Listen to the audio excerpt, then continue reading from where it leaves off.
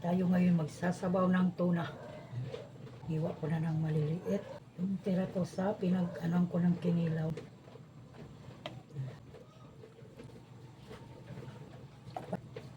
Diba?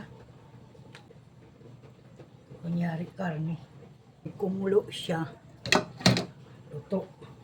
Diba? Tinulang tuna. Diba? May sabaw na ako.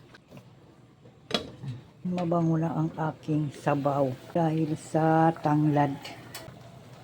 Kitang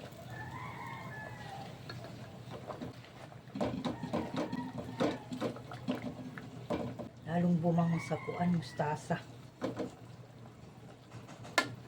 Tanggalin ko yung tanglad.